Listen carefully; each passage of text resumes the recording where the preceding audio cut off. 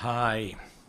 This is a perspective that was prepared as a presentation for a congress that is taking part in Rome later this month in April 2019, which has to do with how to organize inner working now that we are the first generation after Massimo Scaligero's death is basically taking over. First of all, I prepared a couple of slides about me. I'll let you read these on your own. I have not stated the name of anybody who is still alive, simply to protect them from any possible interference. But those who know them. They can be recognized. Those who don't, well, this is no problem. These things deal with my past right up to the present day, and this gives you a little bit about my perspective. Now, the whole presentation is based upon a structure of a mosaic. In order to form the final image of what I am driving at, you have to put together all the various pieces, which are in order. First of all, since this is based upon a fairly meditative approach, it's based upon the mystical imagination, particularly as my perspective is one which comes from the international nature of my life so far. A little detail goes on about the masters that I have had the great good fortune to work with, and the allies that I have recognized along the way. Then there is a little perspective on the present situation of the preparation of the war of all versus all, which is apparently the destiny for the next epoch before the final apocalypse, as it were, and that includes comments on the manipulation of materialism, the spiritual imprisonment which is undergone by spiritual science as a world cultural phenomenon, and the function of Dornach. And then there is a little examination on the historical movement of cultural thought through the ages and the current layers of linguistic culture, before an examination of what we can do, and which is followed finally by a proposal. So without further ado, let's go into the Michael imagination, which comes from the last address by Rudolf Steiner on the 28th September 1924.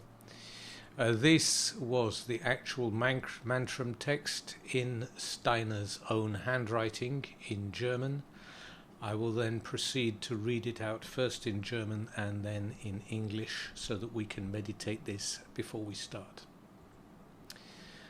Sonnenmächten entsprossene, leuchtende, weltenbegnadende Geistesmächte, zu Michael Strahlenkleid seid ihr vorbestimmt vom Götterdenken.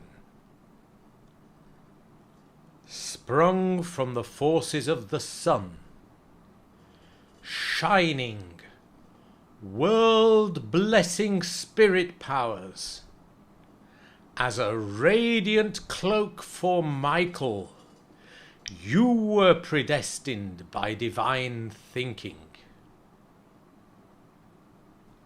Der Christusbote, weist in euch menschentragenden heiligen Weltenwillen. Ihr, die hellen Ätherweltenwesen, trägt das Christuswort zum Menschen.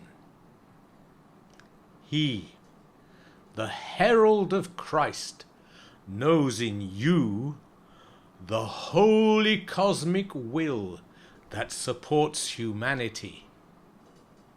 You, luminous beings of the etheric word, bear the word of Christ to mankind.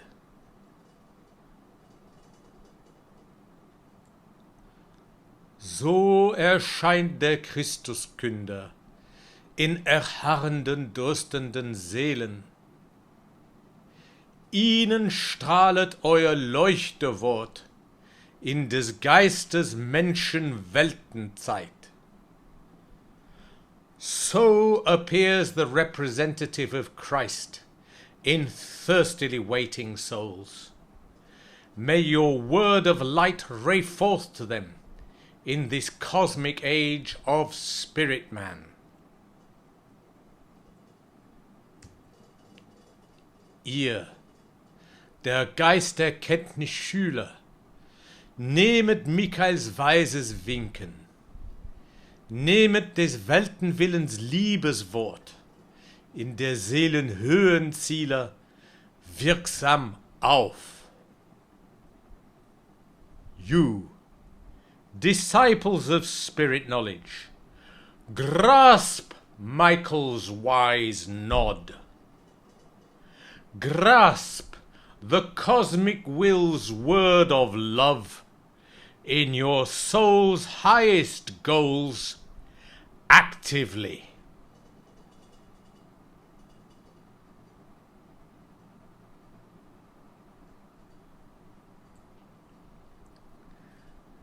So now we move on to the Masters and Human Allies. I'm distinguishing between them, the Archangel Michael, and Christ, of course, in addition to them, therefore.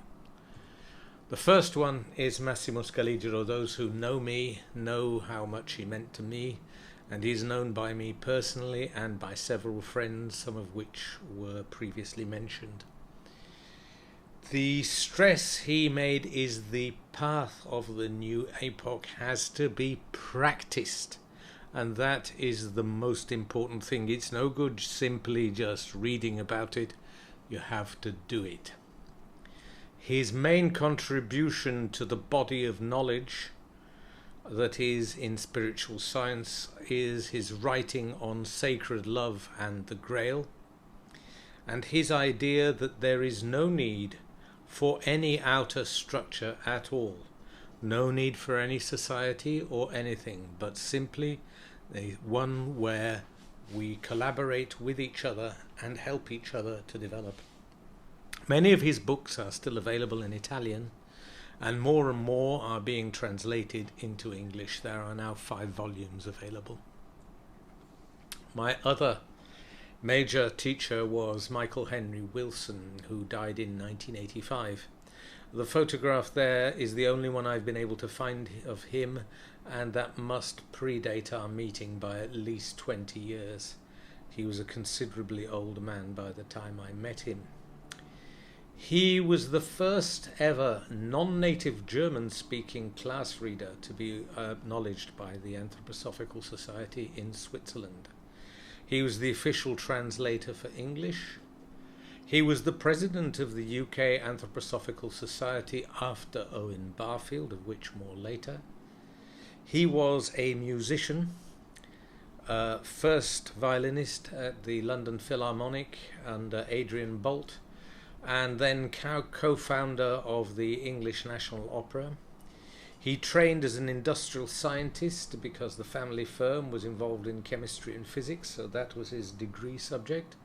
He then abandoned everything to help with the education of handicapped children, and also wrote several books on the Goethean theory of light, which unfortunately are now unfindable. I was privileged to be invited by him to his home in Gloucestershire for a long weekend when we spoke at length of the practice of the exercises, and in particular of concentration.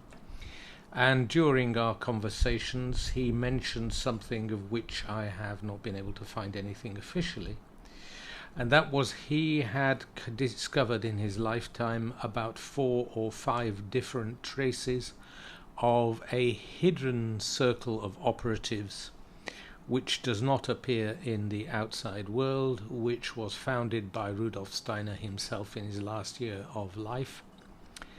And just to give you an idea of the stature of the man, here's a quotation of his: "Truth becomes truth only when it passes through the human heart." Apologies for the typing error there.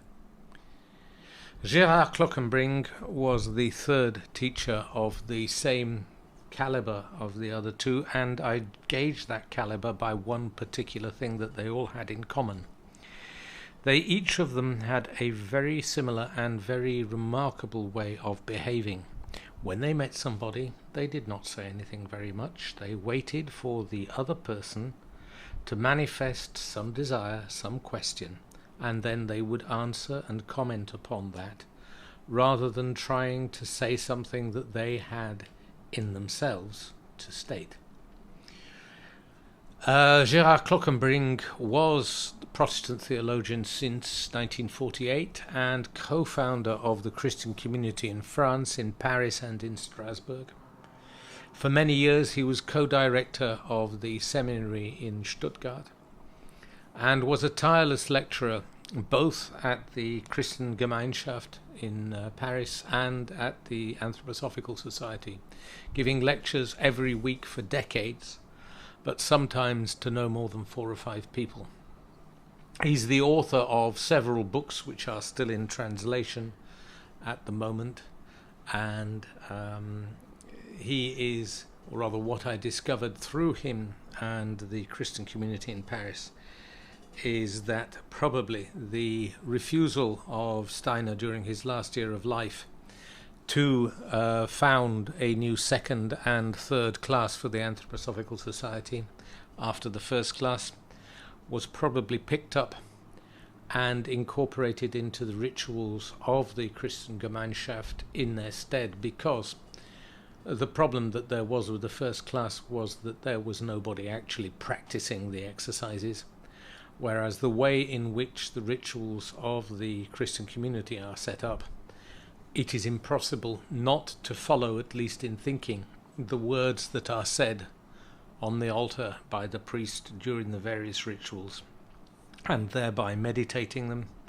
so that in fact they become the following lessons, which were of a ritual nature anyway in the first version in the Theosophical Society.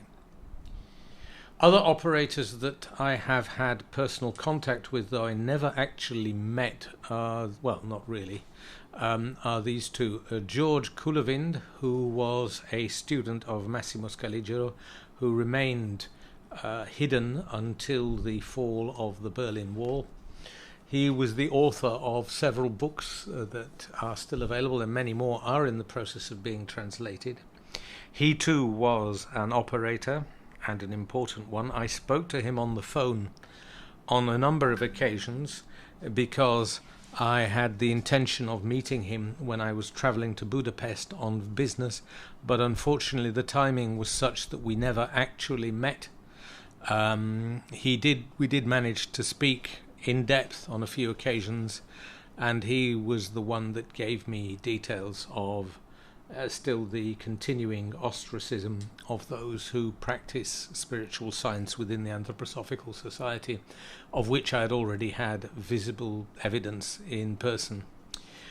Sergei Prokofiev is also important because he came to the Vorstand and became a member in Dornach after the fall of the Berlin Wall as an autodidact, being a self-taught person regarding the exercises. He is a probable case of spiritual economy in that he is somebody who probably inherited one of the ether bodies of the early pioneers of anthroposophy, and that is why he was able to make certain comments in certain of his writings. Unfortunately, because he was self-taught, he didn't have the guidance of somebody who had been there before him, and that is why his early works are certainly criticizable as being filled with, let us say, a lot of very subjective contents which lack the objectivity that is necessary for them being valid. That changed over time, and in particular I'm thinking of his book on forgiveness, which is one of the seminal works that he added to the body of anthroposophical work, a little bit like Coulevind added to the body of anthroposophical work by speaking or writing at length about the Word, as in the Word of God, and also about the soft will, as it were. However, he unfortunately fell ill and died before he was able to achieve his full potential. We did meet on 2 or 3 occasions, but never had a great deal of time to speak to each other. Most of what we did as exchanges were by correspondence. I passed him, for example, a partial translation of Massimo Scaligero's work on the Grail, which I think he was able to use in his personal life. Other reliable allies obviously are Giovanni Colazza, who was the teacher of Massimo Scaligero. His book of comments on initiation, also known as Knowledge of Higher Worlds and How to Attain It, is absolutely wonderful in that it details practical aspects which come from practicing the path. Owen Barfield also deserves a mention. He was the 3rd member of the Inklings, which were made up of C.S. Lewis, himself, and J.R.R. Tolkien. He was the one who contributed to them anthroposophical teaching, and I would stress that he was president and a member of the Anthroposophical Society in the 1930s after what happened as a major schism. And another reliable person I would say well worth reading is Bernard Levergoed, who was a Dutch anthroposophist and was obviously involved in the Dutch exclusion just as Barfield was in the British one. Now, whether we like it or not, the future is starting to come upon us. The war of everybody against everybody is being prepared in the forms of various forms of selfishness. Rudolf Steiner wrote a seminal lecture on the work of the angel in the astral body, in that he referred to a future humanity where their awareness was not able to benefit from the work involved in learning the lessons of spiritual science, but where they instead had to absorb the necessary wisdom through the world of dreams. And what I have to say is that unfortunately that future humanity is already here. The domination by dreams is already a reality, whether we like it or not. In addition, I should point out that it is partly, if not entirely, due to what we as anthroposophists and members of the practitioners of spiritual science have done, because we are the ones that bear the seeds of culture for the future. We have failed to get the lessonings or the potential seeds for of the future of culture planted in society, certainly up to 9/11, and we've certainly failed since then. The seeds of war are now everywhere, and I would just remind everybody that terrorism is in fact war, waged by individuals instead of armies. The intellectual causes of terrorism, both the reasoning whereby people are unscrupulously just demanding attention by means of terrible murderous acts, that is not innocent, nor are the causes that led to the frustration which has caused this, which is the paramasonic Anglo-Saxon groups, both from Britain and in America, who have set up occult prisons whereby, although there is nominal freedom of speech, there is no attention given to thoughts that run counter to what their dominant culture is. For those manipulators, it means all the same whether one is in opposition or in collaboration, because collaborators are encouraged to move forward by means of simple self-interest and are not required to actually do anything apart from simply being told, you need to do this in order to move on in your career. And if you oppose, then simply you are excluded in the way that I have just mentioned.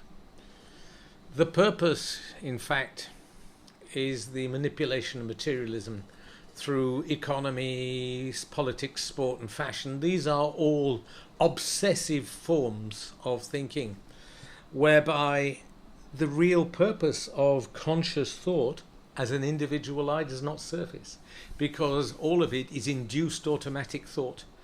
And we are constantly bombarded by a whole host of messages, quite apart from advertising, which is obviously economic, political news, sports, and it's all there, we know it well. The purpose is to prevent the future development of the earth by preventing mankind from developing and pushing us below the physical into the subhuman. And that, in fact, is what in fact has already started with the internet and the connection of the entire earth into a web which is attempting to imprison the Christ being and stop him from having his etheric impact in the development of man. The other thing is that the purpose of all of this is to promote human slavery. Drugs are obvious in terms of the way in which they lead to people being manipulated, but then so is pornography, which kills love. It just makes people be viewed as simple sex objects, and all forms of, let's call it the beastification of human beings, whereby we are not seen as spiritual entities with an individual I that is worth defending at all costs, but we are merely downgraded to animals, and therefore there is no ethics, and we just satisfy selfish instincts. Similarly, this is all to prepare the incarnation of Ahriman, which according to some is in progress now in America, but the same means are being used. There is constant distraction, and people are encouraged to see their lives not as something in which they are the main players in which they can change their own destiny, but as mere spectators. And the illusion of advancement, as I have already said, is the main means by which people are manipulated. The common goal is that of the human beast and satisfying every instinct in the most selfish way. I would also add there have been some recent very negative events, such as the publication of The Secret and the abuse of the human imagination, the human spirit, for selfish aims, whereby instead of using imagination as a means to uplift and improve ourselves, it is being used for selfish aims, producing material wealth, material well-being, and zero ethical progress. The perpetrators, of course, are hidden, and there are all manner of conspiracy theories, partly to disguise the reality, and partly to to just simply, as the French say, drown the fish, to do a snow job. And they operate through self-interest, and most people are unwitting puppets of theirs. The majority of people are also manipulated by bread and circuses, which is the ancient Roman system for manipulating the people. And the modern forms of that are online marketing, you can make money online, and Facebook to keep you busy. Nobody reads anymore. Everybody follows videos instead via YouTube or Netflix. The main problem is that we have in spiritual science been subjected to spiritual imprisonment, and that means that there is current paralysis and blindness. Dornach's role for the time being is limited to that of being a lightning conductor, taking upon themselves all of the aggressive stances that would otherwise apply to us if we were to publicly appear with our operation on the spiritual level. The operational approach to spiritual science, of course, has been set to one side. Exercises are discouraged or organised by the inept, with blind do-gooderism at the start, which is really failure to understand and deal with our shortcomings and address them. Everything, of course, depends on who's running Dornach.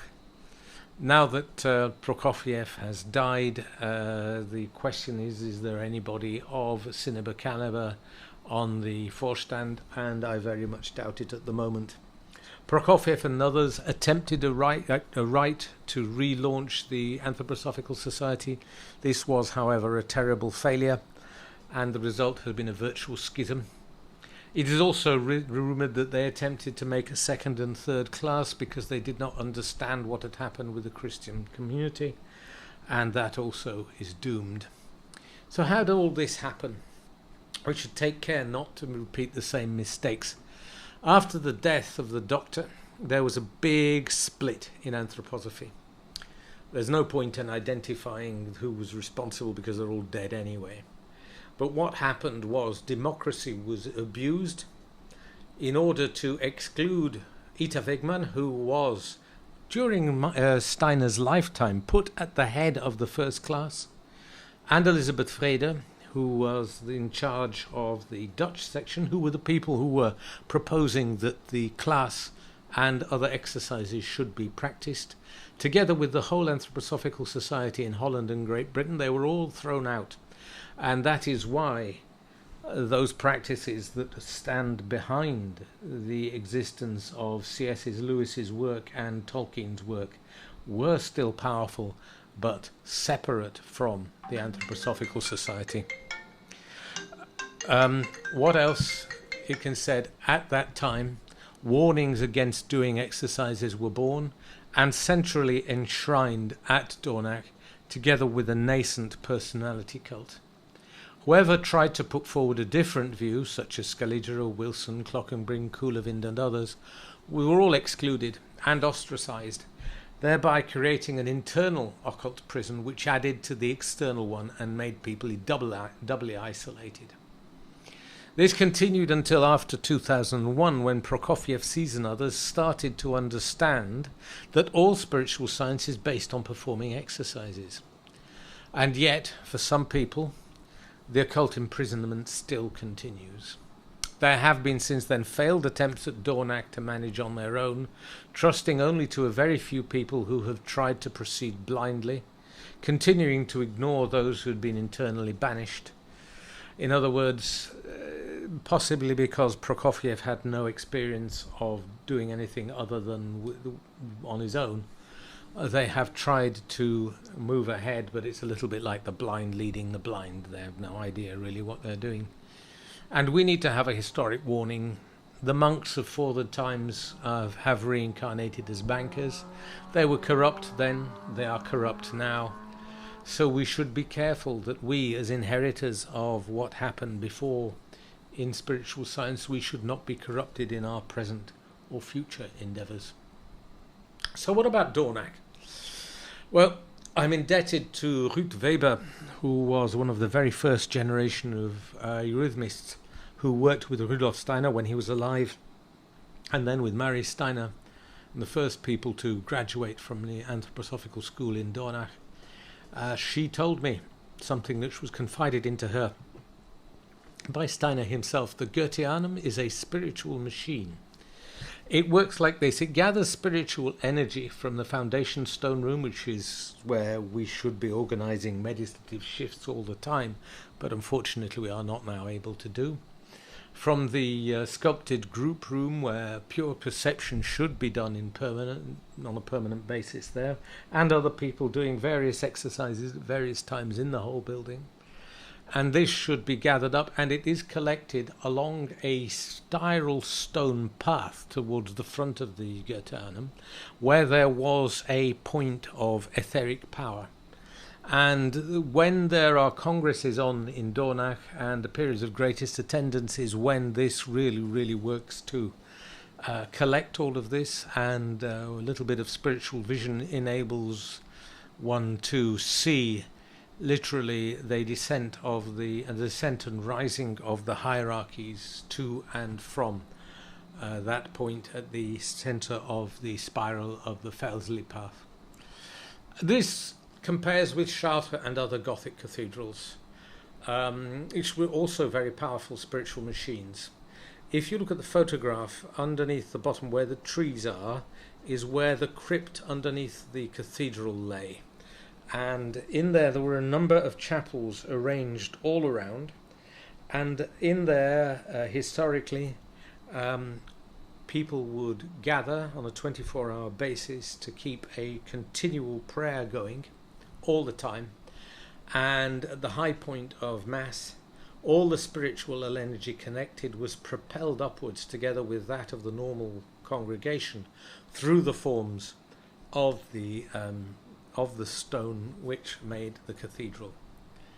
So that gives you an idea of where the idea for the Goetheanum came from. Now, in order to get an idea of how we can hope to get anthroposophy into culture, we should examine a little bit how this happened in the past, the times of transmission from the start of studies to becoming the dominant culture.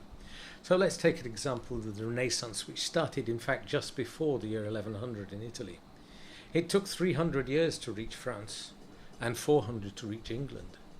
Science started in Italy in the 1400s, reached France probably in 1600 and Britain only in 1650. However, the Enlightenment, which started in England in around 1700, moved across the Channel in about 50 years, though it almost didn't make it into Italy before the next movement hit, being Romanticism, which only reached Italy, therefore, in 1780. Romanticism, of course, was born in Germany in 1790 and hit Britain around the same time, or early 1800s, though in France it was delayed by the Revolution till about 1840. Materialism is something that was born really with the revolution in France, or rather came to the fore at that point. It hit Britain considerably later, around 1840, and in Germany in 1860, according to the major writers on the topic. Technological modernism, on the other hand, reached across the whole of Western culture from the 1920s to the 1930s. In about 10 years it was done. Look at now how the internet has become global in less than 5 years. But spiritual science, which started last century, when will it become dominant?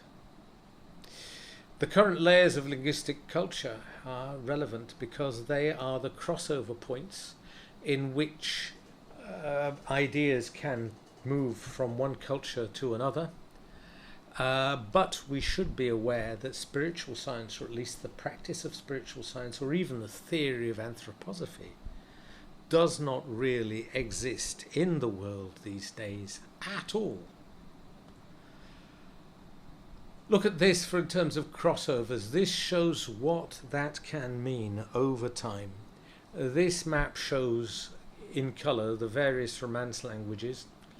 For example, Portuguese is in orange, French is in blue, and Spanish is in dark green, and in pale green where it's not so obvious. And the other Romance language, obviously, in red is Bulgaria. Sorry, not Bulgaria, Romania. The thing that's interesting is that they are not just confined to areas where the Roman Empire went. They're confined to where the descendants of the Roman Empire eventually went, and that is how what we concede as cultural impulses in the various languages can then spread across the world. The dominant culture in today's world is, of course, English. It's the second language for many. It is native speakers are everywhere that's in green. It's an official language everywhere that is in blue, and the orange indicates countries where, although it is not an official language, it is spoken by the majority of people. It is, however, not shown on the map where it is the second language, because that is virtually the entire world. Now, we can compare this with most spoken languages in highly populated countries. For example, Mandarin. Mandarin is, of course, a kind of common language for the peoples of China and throughout Southeast Asia, where there are a number of so-called native speakers of Mandarin, but most people in China in fact speak dialects, which are not really dialects in the European sense, in that they're not really the same language at all, they're just written with the same characters. The map shows where there is up to about over a million Chinese speakers, notably in North America, and strangely in South America there in the dark blue. Elsewhere there are considerably less, for example less than 500,000 in Australia or in Russia, but it's not surprising really. There are more than 1 million in US and Canada considering the populations. It's not really surprising. The most spoken languages, of course, in India, Hindi is the official language of the whole country, but you will note that even though that is the case, it is only native in less than 50% of the country, and other languages are the native tongue throughout the whole of India. Urdu, strangely, which is the official language of Pakistan, is spoken as a mother tongue in large swathes of India, and it is highly spoken by a minority throughout the whole of India. And the reason for this is that it was the language of the Raj, which was only come to an end just over 50 years ago. French, of course, is spoken Spanish is spoken not just in Spain, but widely, as you will see, throughout South America. Arabic is spoken across basically what everybody recognizes as being the Arab world, and French is spoken widely in France, Canada, and large parts of West Africa, Madagascar, and various other islands like Comoros. But although the map shows it as being spoken in Vietnam, Laos and Cambodia, my personal experience, having lived in Vietnam, for example, for 6 months, is that almost nobody speaks it, even though theoretically it was spoken. Portuguese is spoken obviously in Portugal and in Brazil, but also in certain countries such as Mozambique in southern Africa, and German, not green, is spoken obviously in Germany, Switzerland, Austria, and part of Italy, and also strangely in large swathes of Russia, Kazakhstan, which is surprising, Canada and North America.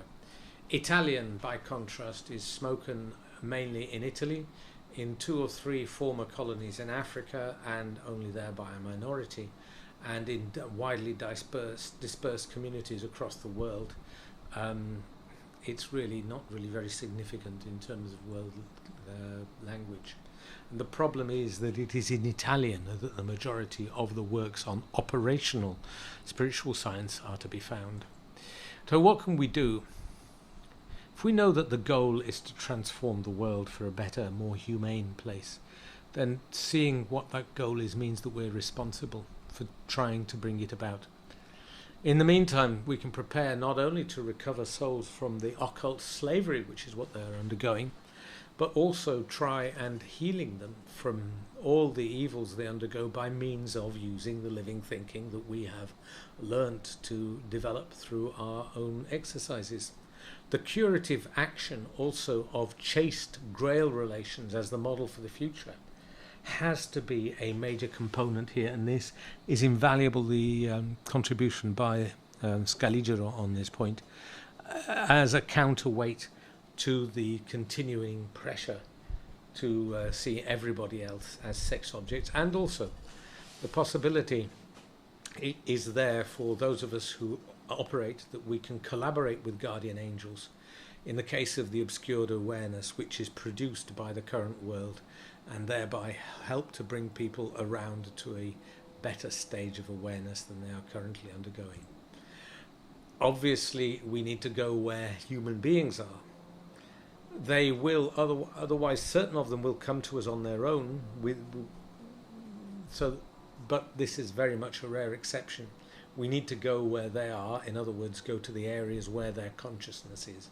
And we need to be prepared to try and resolve evil. The power of forgiveness is absolutely vital, and that is why that book by Prokofiev was a seminal work, if only from the ethical point. Growing the seeds of human culture are obvious in every realm of anthroposophical activity, and we need to base our work on activity, in other words, using our willpower, using impersonal results through our thinking, and cultivating true brotherly love for those with whom we cooperate with inwardly, and that is in the feelings. So here's the proposal for everybody that is young, that is from the ages of 18 to 100. And this can be combined with anything else. What I suggest is, since we now have a core number of people who have worked for many years on the inner path, that we form a school that works in a similar way to the medieval tour of Europe for craftsmen, whereby we pass students to one another so that we can pass differences in approach to one another so that we can extend our scope. This can run off in sections like the class, but which are extended so that we can handle new demands of the modern age, say for example working with computers.